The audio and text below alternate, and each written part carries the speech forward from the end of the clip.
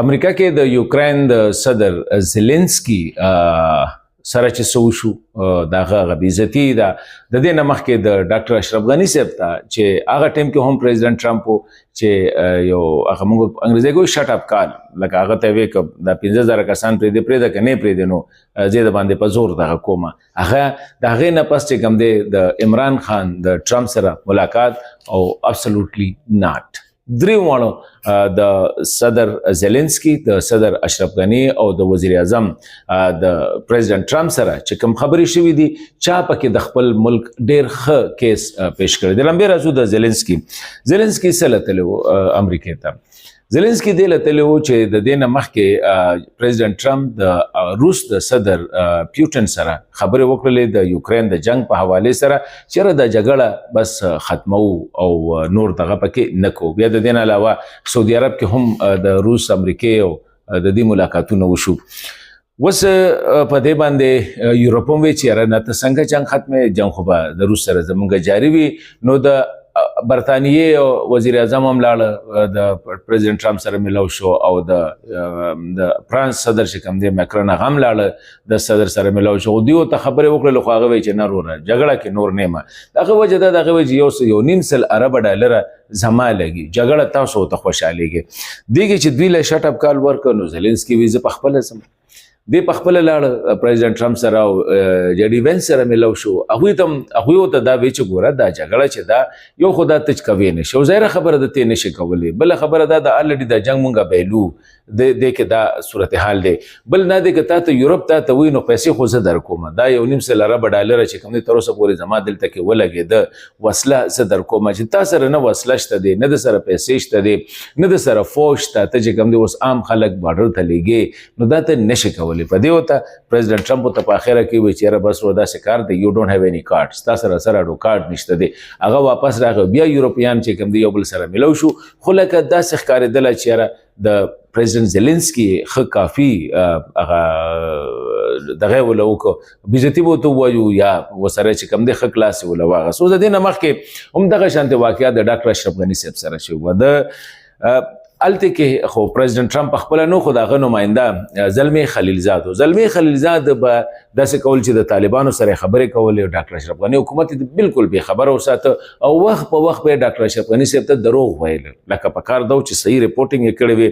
الته کې دا خو وایسرای او د زلمی خلیلزاد دلته کې د طالبانو سره فیصله وکړله چې یاره دا 15,000 کسان به چې کوم دی مونږه دا په مختلف افغانستان جیلونو کې دا پرېږدو. اشرف غني صاحب ورته وایي چې خانه څنګه زه څنګه دا پرېږدم، دا خو مختلف جرمونو کې ککړ دي، څه عدالت څه لاره.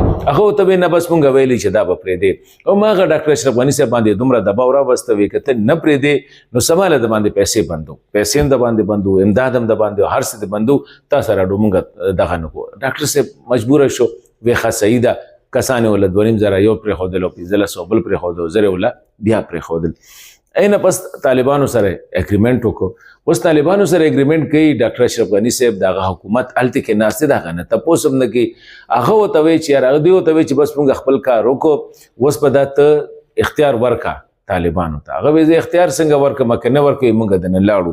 امریکې څه وکړل؟ امریکې نه صرف دا چې خپل فوج یې وویسته، د افغانستان چې کوم فوج و ظاهره خبره و د هغې افسران خو هم د دوی سره و، هغوی ته هم داسې یو دغه ورکړه چې بس تاسو هم راوځئ او مونږ دغه درکو بس د امریکې ته ځان نارسوئ. نو هغوی هم وایي چې یاره دلته کې به څه جګړه کوو د طالبانو سره بیا او دا چې دوی رانه لاړ شي نو بیا خو دا جګړه ګرانه ده.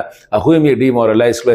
نو ډاکټر اشرف غني صاحب بس دې ته پرېښوده چې هغه وایي یاره د دې نه ښه ده چې زه وځم. ځکه خلک وایي ډاکټر صاحب جګړه، ډاکټر صاحب په جګړه په څه کوله؟ دغه سره فوج ختم و، دغه څه کوم دی څونه ملیشه ختمه و، دغه پولیس چې کوم دی هر څه امریکې یو ورځې مخکې خپل ځان سره هغه هر څه ډیزالو کړي. نو اشرف غني صاحب سره دا وکړله چې هغه هم یې ډېر زیات بې عزته کړ، په بې عزتۍ باندې چې کوم دی دغه نه بیا هغه غریب چې کوم دی هلیکاپټر یې واغسته او لاړه. عمران خان سره چې ملاقات کیږي، عمران خان سره مونږ له اډې پکار دی، مونږ له دا پکار دی، مونږ له دلته کې د روس سره به دا تعلقات نه کوي، د چین سره به دا تعلقات نه کوي، لکه دا ټولې خبرې وشولې. اوس رپورټ هلته کې خو دغه خبرې نه دي راغلي کوم چې د زيلنسکي او د اشرف غني صاحب سره شوي دي. خو دلته کې بعضې دغه هم دا وایي چې خان ته وی چې دا خبره دې نه منم. اگر چې د چین سره د پاکستان تعلقات متاثر شوي وو د عمران خان صاحب په وخت کې، خو بیا دغه د دې چیرې د خان صاحب چې وی چې ما ته وی چې ابسولوټلی ناٹ، دا خبره بالکل نو، موږ ستاسو غلامان خو نه یو.